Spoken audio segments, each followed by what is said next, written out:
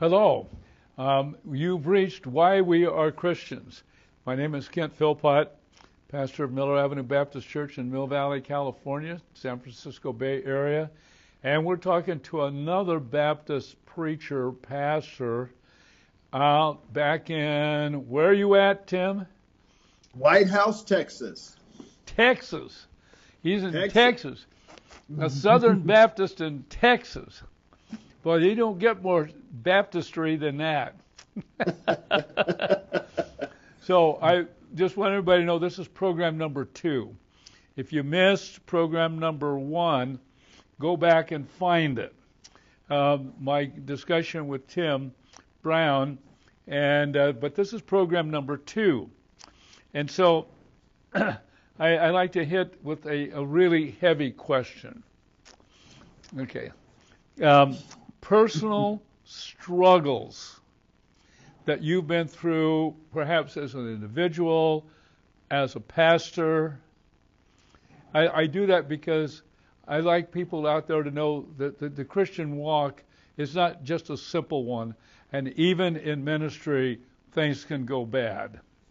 Okay. This may be fairly lengthy. Be aware that I am a very shy person. Now, people at church go, there's no way you were shy, Tim. But when I was in school growing up, I was debilitatingly shy. Really? Yes. Yeah. When God called me into the ministry, it was like, God, how, what are you going to do with me, type thing. And so I remember the first church I ever was able to preach in that was a long way away from home. They were going to allow me to be an interim pastor. It was while I was in seminary. And my pastor back home at my home church helped with that. He had served there as minister when he was in the same seminary, same situation I was in. And so they called me and I went there. First time I'd ever gone somewhere not knowing anybody, no one. And I drive up into a town looking for people, and here I am, a very shy person, not having really good people skills, not knowing how to interact with people, not knowing how to direct a conversation, anything. And here I am. And I remember meeting those people, and it was difficult. And I remember thinking that first church where I served as interim, they called a pastor. 6 months later, I don't know what happened, but they called me back to be their pastor. So now I'm their pastor 6 months later, and here I am pastoring, not knowing anything. And being very shy made it very difficult.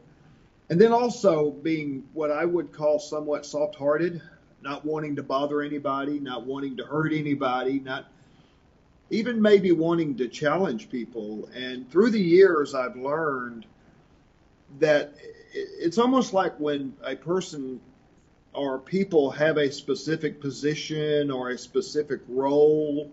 I'll keep it within the church. I've found that people that work with youth tend to have fairly similar character traits, very similar interests, very similar personalities. People who work with children tend to have similar interests, similar personalities, similar characteristics. Pastors probably have a lot of similar characteristics and personalities. And one of them being they care about the people they serve. I always tell the church here, if you think I don't care about you, you got the wrong guy. You need to have a guy that cares about you. The problem with caring about people is that when something happens in a negative way, you hurt as the pastor. And what you stated earlier, the idea that people think we have it easy, everything's fine or whatever. The reality is, unfortunately, people in church sometimes will hurt you much more deeply than people outside the church. The hurts that I've had, the scars that I have, are much more prominent from within the church than outside the church. And part of that is self-inflicted in the idea that I allowed myself to be exposed too much. Maybe my heart's too exposed. Maybe I cared too much. But I've got to say, I don't know how to do this without caring to that level.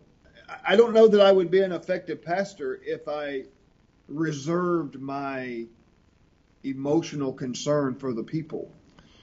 Tim, that's exactly expresses my own experience. I care. Sometimes I worry I care too much. I'm always got one or two or three people on my mind that I'm concerned about them. I see not good things happening, and I think it is characteristic. You know, the word pastor in the Greek is, you could substitute the word shepherd. The shepherd guards the sheep, but feeds it at the same time. Protects, guards, feeds. That is what the word pastor means in the New Testament. Yes. And that's a tough job. That takes quite a toll. The preaching and the teaching is the easy part. Yeah, that's correct. That's correct. Yeah. And you know, the interesting thing for me is being a very shy person, now that I've been doing this a long time, 60 years old, I enjoy being around people now. I look forward to being around people now. I know Me how too. to interact with people. Me too. God's grown me. Yeah. But it's still exhausting. When I go home, I'm exhausted. And a psychiatrist, I'm not sure which he was, one day was visiting a church, and he was in our Wednesday night Bible study. And he said, "Tim, you said you're shy." And I said, "Yeah." And he said, "Tim, when you go home on Sunday afternoon, are you just exhausted?" Which most pastors, I think, are. And I said, "Absolutely." He said, "You've expended all of your emotional energy with the people." And I thought, okay, that makes sense. It really does. So Yeah. it's very exhausting to me, but I enjoy it. Love it. Yeah. Love it. Sure. Yeah. Well, we have a very, very similar way of experiencing this.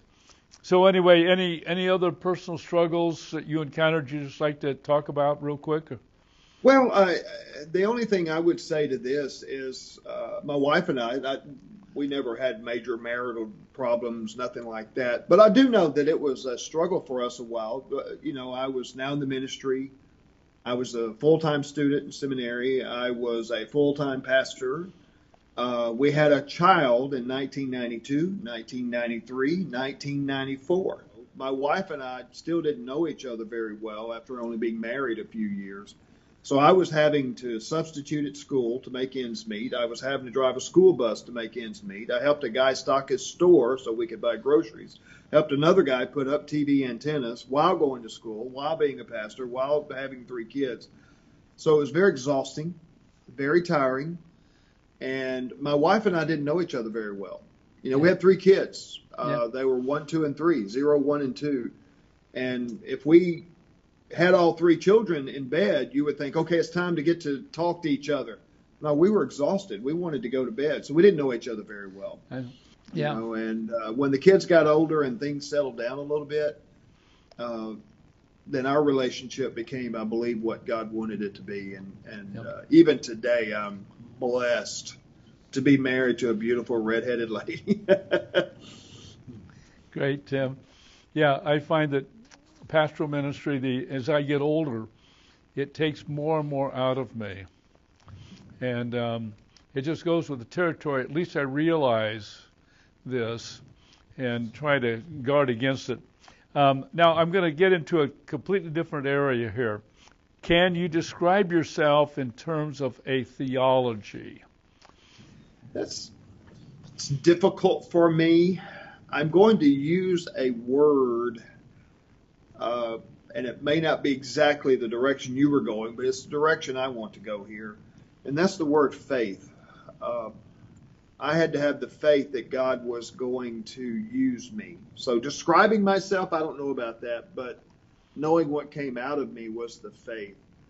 And that leads me to a passage that is so near and dear to me. I hope you don't mind me going down that road. Is the Sure. idea of Daniel chapter 3, Shadrach, Meshach, and Abednego. And you have the story of where here they are standing before the most powerful man in the world.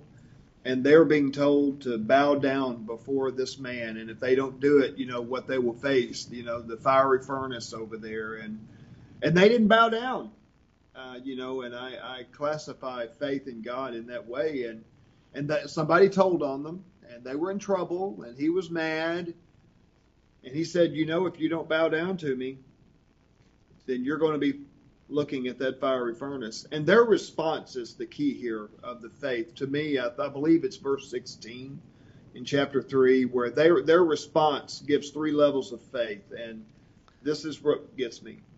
Their response began with, our God can. And they believed on a level of faith that our God can take care of us, can rescue us, will protect us. But they went even further. They said, our God will. And as I learned and studied that passage, I realized that most people that I pastor, most people that I see and know in church, operate on the can. They'll say, would you pray for so-and-so because they're going to have surgery and we believe God can heal them. I wonder how many of them are on the level of faith that believes God will heal them. Well, those 3 guys were saying that we believe our God will, but it's the next level that I've learned to get to, and this is where I want to describe myself. This is where I think I am right now, and it's taken a lot of years to get there, is that even if God does not rescue us, we're still not going to bow down to you, and we are still going to worship him. And that's a level of faith I don't know how many people have. Even if God doesn't do exactly what I want to do, I'm still going to serve him because he is the holy God. Exactly. Exactly right, Tim. Yeah, exactly right. Sorry to preach. Sorry but that really touches me to see where God has brought me from to where I am now. Yeah, yeah. What's the name of the great British preacher, last part of the 1800s? He started out in a hyper-Calvinistic situation. Then he moved away from that to a more Arminian point of view. And then later on, he kind of moved into the middle. And that's how I sort of experienced it. I've been over here, and I like to come back. I'm sort of in the middle. I'm not as insistent on a theology thing as I used to be. There's going to be differences. Yes. And people will change over a period of time. They'll go from here to here to here. And sometimes they'll try to correct me, and I'll say, I used to be there too. I understand. And it's having the patience, and I think that's a big part of pastoral ministry, Tim, is not drawing the cult line. You've got to believe this way. Mm-hmm. This way. If you vary, you're out. You're wrong. Something's bad. Not good. So let me ask you a couple more questions here. Are there any topics that you would particularly like to talk about that of real interest to you in these days? Anything special pop up? Well, for me, what I'm dealing with is I've reached the stage where I'm pouring into other ministers. I find it interesting that I'm not the only one that views church ministry as not as a singular job, but as something for all of us to be doing. And I've reached the point where it's my desire to help as many people as possible reach the potential of their ministry. How does that look? We have just recently hired a full-time associate pastor here. The concept of not one pastor in a church. This church at one time was much bigger than it is now. Every church I go to used to run hundreds and hundreds, and when I get there, they run 100, 150. And this one's no different. So they used to be able to have 4 or 5 or 6 full-time ministers, secretarial support staff, all of those type things. And when I got here, I was it. We had 2 support staff and me, and that was it. And that's all. And they could not afford to pay me when I got here. So it was a faith thing for them and for me to come here. And in the meantime, we've added staff every year. But more importantly, what we're doing is allowing other guys, other ladies to rise up in ministry. How do I do that? I do that by allowing them to preach, teach, start ministry, start classes, whatever the case may be. And we're seeing so many people rise up. I wish that this was something I had seen, experienced, or maybe understood when I was younger. That I think part of a minister's role, while teacher, leader, care, concern, is to always be leading other people to rise up to be what God wants them to be. And we're seeing that. We're seeing people that want to preach, that want to teach.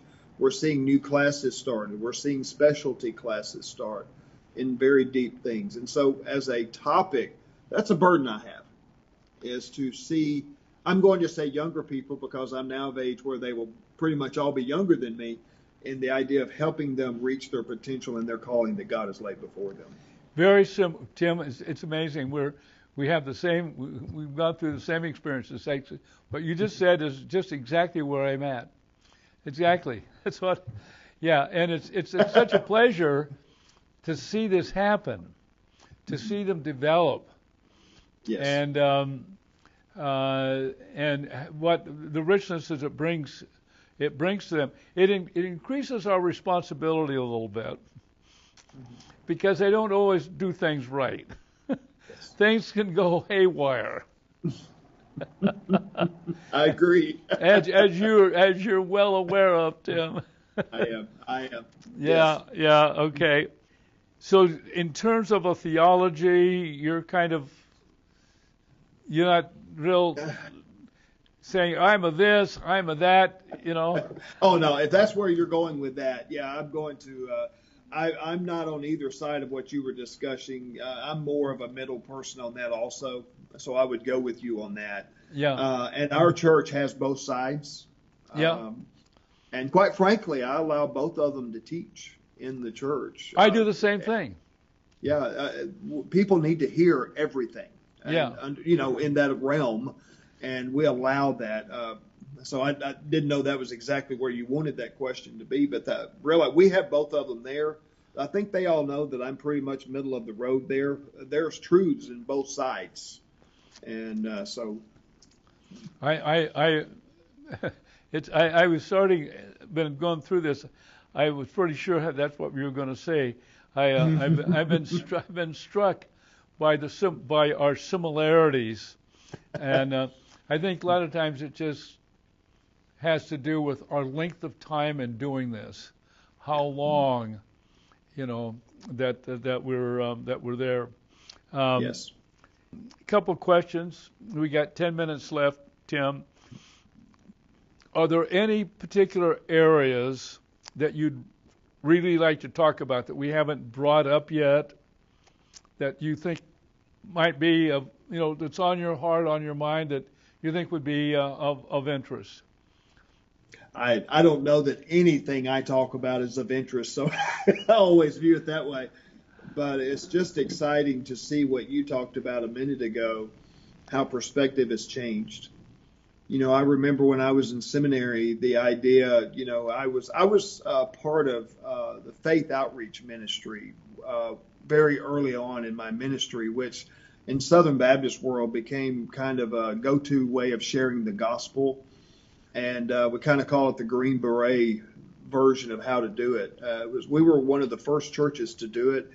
And our church grew a lot. In a town of 1,000 people, we saw 500 saved in like 5 years. I call that my 15 minutes of fame. People would pay my way to go to churches, to teach on church growth, to teach the faith ministry. We helped start it all over the area where I was at that time. And but it was interesting that people were in the faith ministry and their churches grew like mine did.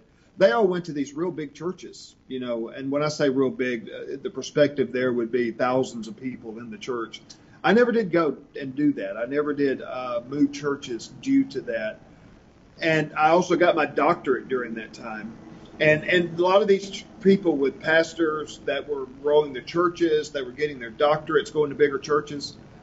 That's what I expected to happen. Okay, God, you're going to take me to this big church, and never did do that. And I told the church here, every church that I might go to, I would say, look, I'm past the concern of trying to go up the corporate ladder. All I want to do is serve God. All I want to do is minister in His name. And all I want to do is see you reach whatever potential God has in store for you. You don't have to worry about me going and looking for other churches, get the bigger church and the bigger name, all of that. I'm not a name. Nobody knows me. I'm just here to serve God. And that sounds good, sounds spiritual, but I've reached the point where that's a whole lot easier. Yeah. Because now I know who I am. I know what my giftings are. I know what God's called me to do. And I don't try to be what God doesn't want me to be. Life sure is a lot easier when you get to that point. Well said. Well said, Tim. I'm glad you were able to do that. Now, I've got a few little questions here we're going to take some time on. We've got 7 minutes. Now, you mentioned earlier the book of Daniel. Book of Daniel. Is that your favorite book in the Hebrew Bible, Old Testament?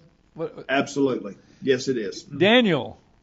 Yes. Really? Interesting book. Love that book. I do. The things that God did, but more specifically, that chapter, because of what God did through those 3 young men. They impacted Nebuchadnezzar's life. And to see a man of that stature impacted by their faith. Of course, we know the story. They were thrown in the furnace and God there and all of that, but just their faith that was demonstrated. I'm afraid we don't see that very often in America today. No. And I wonder if that's due to a lack of need of faith in God. Okay. Okay, Tim. And what's your favorite book in the New Testament? Easy one, Acts. Acts. I love that because Acts is the formulation of the early church, and I love to teach Acts. Now, it takes me 2 or 3 years to go through it in teaching it, but I love to teach Acts because there's so much about the early church, how it started, how it formed, what they did, how God set it up. And I'm afraid there are a lot of people that don't know how God set up the early church. And of course, then you have the stories of Paul and all of that. But fascinating. Love that book. Also, I guess I would have to say I love 1 Corinthians because in my mind, 1 Corinthians. Okay. Because it's so similar to America. Yeah. And so you see how God dealt with them, how God can deal with America. Well, now, Acts, I've taught through Acts a number of times. We do Bible exposition sermons all the way, never any topical sermons. There you go. We go through, we have somebody we're going through John, a passage in John, and then we're just finishing up in Ephesians, 2 more sermons in Ephesians. Then I'm doing Jews for Jesus, the 40 prophecies in the Hebrew Bible. There you go. You're going to do that, and then we're going to do Acts. Now, this Sunday is Pentecost Sunday. I'm going to preach on Acts 2. There you go. I'm going to do the Pentecost sermon, Acts 2. But I agree with you that Acts and the way things went on with them is just fabulous. What a great book. And, I agree. Yes. And it's perfect. I mean, you read the book of Acts, and you're going to say, this whole Bible is inspired. This just doesn't happen. This was put together. I mean, It is so incredible. And it's so incredible. And I'm going to have to say, there's numbers of times, almost every sermon, I'm going to say, I don't really grasp this. I don't really understand. Mm-hmm. When I don't. And to be able to acknowledge that is important. Yeah. I don't get it. Or say, there's 2 or 3 ways of looking at this. Yes. you know, I wouldn't do that years ago, but I do that now. I do too. Yeah. I do too. What's your favorite Bible verse? Do you have a favorite Bible verse? Not going to be real creative here. My favorite Bible verse is John 3:16. That Okay. most people will know. Yes. It's got everything. Yeah, it does. It covers the love and all that. But I grew up with it. It brings me back to when I was a child. I grew up in church. I was raised in church. You memorize that verse early on. Yeah. And when I hear or see or read over that verse in my readings, it just brings me back to wonderful times. Yeah. It's hard to beat that verse for theology, but it just brings back such wonderful memories. Right. It really does. Yeah. And okay, I'm gonna bring up one last question. I've never done this before. Okay. There's only one problem that I have with God. Why does God allow evil? Has that ever bothered you? Absolutely. When you have someone come in your office and say, if God is so loving, why in the world does he allow fill in the blank? Right. And then you have to deal with it. I got in trouble preaching a funeral one time. The idea, because I discussed that a little about, we suffer because of sin and things. And the person who I was preaching the funeral for apparently had some life that I was unaware of. And some family were like, are you saying that, and I was just being very general in the idea that we suffer because of sin and all of that. But yes, that is a constant struggle that I deal with. It is a constant conversation that I have with people outside the church. Quite frankly, even with people inside the church. Yes. It's a struggle. Yes. Yes. I bring this up now, and I will mention it at church because I know for a fact everybody's going to be wondering if they start to allow themselves. They're going to say, why did God allow the presence of Satan in the Garden of Eden? And, why won't we just get rid of that serpent in the garden? Yes. Why did God do that? I'd like to bring it up because I know that people think about it. I've thought about it for decades. I never have an answer for that. And I don't mind saying that I can't answer. I don't get it. Yeah.